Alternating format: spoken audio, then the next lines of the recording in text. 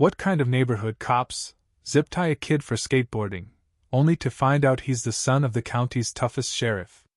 Let me tell you about the day our quiet suburb turned into a battlefield, where a skateboard, a GoPro, and a badge flipped Blue Oak Hills upside down.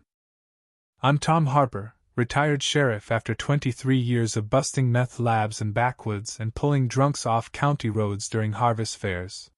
When I hung up my badge, I swore I was done with the chaos. No more midnight calls, no more paperwork that outlasted my coffee, no more staring down trouble with nothing but a flashlight and a gut feeling. My wife, Lisa, and I moved to Blue Oak Hills, a postcard-perfect HOA community with manicured lawns, white picket fences, and speed limit signs every 10 feet. It was supposed to be our soft landing, peaceful, predictable. I'd tinker with woodworking, maybe run for city council. Our son, Ethan, wasn't thrilled about Leah VYing his buddies behind at 17, but he had his own plans, mostly involve VYing a battered skateboard, a cheap tripod, and a YouTube channel with a name I can barely say without rolling my eyes, Skate Savage 420. Ethan's a lanky kid, quiet, with a sarcasm sharp enough to cut glass if you don't know he's just messing with you. He doesn't drink, doesn't party, doesn't break stuff. He just skates. That board's glued to his feet, trailing him to school, to the gas station, even to church once when Lisa wasn't looking. He films tricks on curbs, stairs, anything with a ledge, posting shaky VY deos with captions like, "Smash that like button, you legends." Blue Oak Hills, with its smooth sidewalks and pristine plazas, was his playground. At first, I didn't think twice. He'd skate, come home bruised and dusty, and upload another clip with a 10-second outro yelling, "Subscribe or eat dirt." It was harmless. Or so I thought. Then the HOA took notice.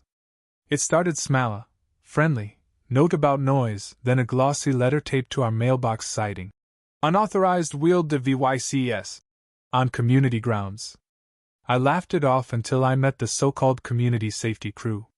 They rolled up one day in a golf cart tricked out with police sirens zip-tied to the roof and "Blue Oak Patrol" stenciled in a font that screamed clip art. 3 guys climbed out like they were raiding a cartel hideout, matching polos, tactical khakis, clipboards gripped like they were the 10 Commandments. Leading them was Gary Thompson, a barrel-chested former security guard with a handshake too tight and a smile that didn't reach his eyes.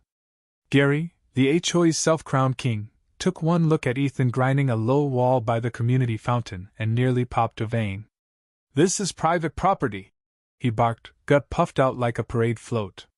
Ethan, cool as ever, stepped off his board and said, "I thought fountains were for coins and VY bess. My bad." I'll hand it to Ethan, didn't curse, didn't argue, just grabbed his board and walked home. But that was the spark. Over the next few weeks, Gary and his crew, Ron, a retired accountant with a permanent scowl, and Mitch, still rocking his high school football jacket, turned Ethan into their personal crusade. They'd stalk him in that golf cart, scribbling fake citations, noise violations for kickflips in our driveway, curfew breaches, for skating at 9:15 when the rules said 9 o'clock sharp, even reckless scootering, when Ethan's never owned a scooter. They tried fining me once for enabling delinquency. I told them the only thing I enabled was my morning espresso. Gary didn't crack a smile. Ethan played it smart, skating at dawn to dodge them, posting VY deos with titles like, "HOA versus me, guess who loses?" But Gary's crew got bolder, tailing him like he was a fugitive, trying to provoke a reaction. One evening, I came home to Ethan on the porch, lip split, board snapped in half. They said I scratched a curb. He muttered, eyes like steel. Tried to make me sign a confession. I told them to shove it. My stomach twisted, the kind of knot I hadn't felt since my rookie days watching a dirty cop plant EVY Denke. I marched to Gary's house, knocked hard. No answer. Just that damn golf cart parked on his lawn, keys dangling, sirens off. I didn't raise hell, not yet. Guys like Gary don't stop until they trip over their own ego. The next week, a letter arrived. Final warning: skateboard violations. It threatened to ban Ethan from the pool, the clubhouse, even the basketball court. This wasn't a warning, it was war. What Gary didn't know was Ethan wasn't just some kid with a board. He was my kid. And I wasn't just a retired sheriff, I still had my badge, my contacts, and a gun I swore I'd never touch again. If Gary thought he could play cop in my backyard, he was about to learn what happens when you poke the wrong bear. It was a sticky Sunday, the kind where you smell pool chlorine from blocks away. I was up a ladder cleaning gutters, when Lisa called, voice shaking. They took Ethan. Golf cart. I dropped everything, tires screeching as I tore through our cul-de-sac, past perfect hedges and HOA-approved roses. At the Fountain Plaza, I saw it, red and blue bike lights flashing on Gary's golf cart, Ethan slumped in the back, wrists zip-tied, blood dripping from his chin. His board lay broken on the sidewalk. Gary, Ron, and Mitch stood tall, clipboards out, radios crackling like they'd nabbed a kingpin. Trespassing, Gary declared, chest puffed. Caught him defacing the fountain curb. We made a citizen's arrest per HOA protocol. I slammed my truck door, boots hitting pavement like thunder. You put hands on my kid, I said, voice low, the kind that once made felons spill their stash. Gary adjusted his dollar store badge, an enamel pin with safety officer, and a wonky eagle. He resisted. We had to restrain. I stepped closer. You zip-tied a 17-year-old on public land. Lisa ran up, furious, but Mitch blocked her. Ma'am, stay back. Security operation. She nearly swung. That's my son, you idiots! He's bleeding. Ethan lifted his head, eyes glassy but steady. They tackled me, he said. I wasn't skating. Just filming. His GoPro lens cracked, blinked red on his chest. I knew that footage would bury them. Gary scoffed. Filming, skating, same thing. Fountain's HOA property. No tricks, no loitering, no cameras without a permit. I got in his face. You're not a cop, Gary. You're a wannabe with a power trip. Then the real deputies arrived, 2 cruisers, real badges. Deputy Vargas, a guy I'd trained, clocked me and paused. Sheriff Harper, you off duty? I nodded. Just the dad today. Gary jumped in, spouting his lawful arrest nonsense, claiming they'd turned the clubhouse into a holding cell, with a chair and a do not enter sign. Vargas's eyebrows shot up. You zip-tied a minor in a rec room? Gary stammered about. Standard procedure. Vargas turned to me. Want to file a report? I grinned.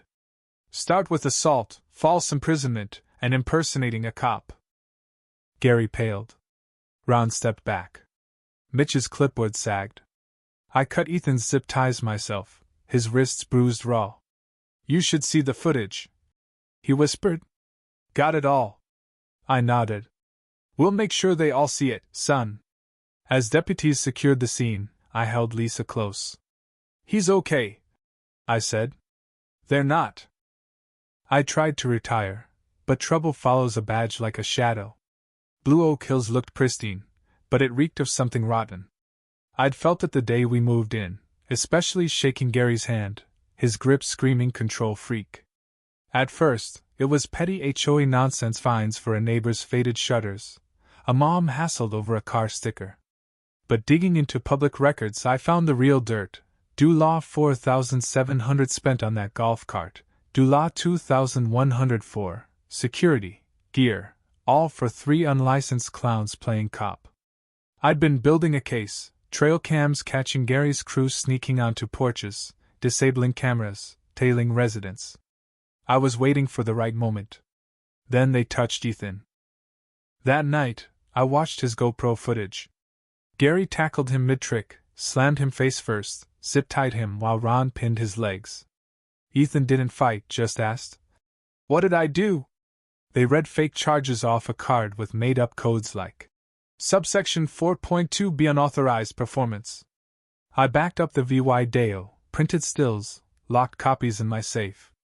By dawn, I was in uniform, badge gleaming, EVY Denke boxed. At the station, Vargas watched the footage, jaw tight. They zip-tied him in a clubhouse? I nodded. That's the start. We've got impersonation, assault, maybe RICO with their slush fund. Internal Affairs pounced. By noon, unmarked cars hit Blue Oak like a SWAT team. Gary's golf cart was impounded, his uniforms bagged. His secretary, Diane, claimed lost records, earning a smirk and a subpoena. Mitch spilled everything: fake training, fake rules in 15 minutes. By dusk, the sheriff's office halted all HOA enforcement, and Channel 7's news van was at the gates. Residents peeked out, torn between shock and relief. I sat with Ethan, handing him a new board. Gary's badge, a cheap pin, was tossed into EVY Denke. The tide had turned. The courtroom was a circus, packed with neighbors clutching HOA rulebooks like lifelines, reporters scribbling, and one kid in a hoodie filming until the bailiff glared. Ethan, in a thrift store shirt, clutched the USB drive. Gary sat across, suit dusty, face gray. Diane had her own lawyer, the rest of the board scattered like roaches. The prosecution played Ethan's footage, Gary's tackle, his hist. We've got him. The fake charges. The jury squirmed, the judge's pen flew. Ethan took the stand, calm, honest. I was filming a trick, he said. They rushed me, called me a punk, said I'd learned my lesson. A juror gasped when Gary's selfie over Ethan's zip-tied body flashed on screen. Gary's lawyer claimed misunderstanding. But the VY Deo didn't lie.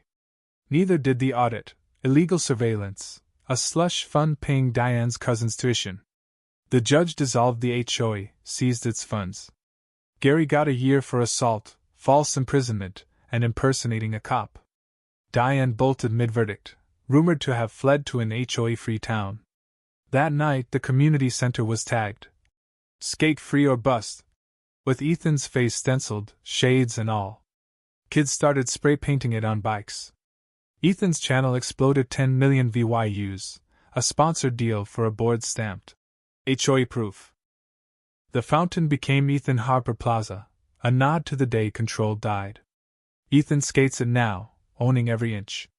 Neighbors, once whining about noise, nod or bring their kids to watch. Some ask if he coaches.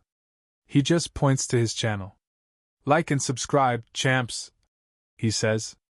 I sip coffee on our porch, watching him glide. Then one morning, a drone buzzed overhead, its faded HOA enforcement logo half painted over. I raised my mug, smirking. Round 2, huh? Here we go again.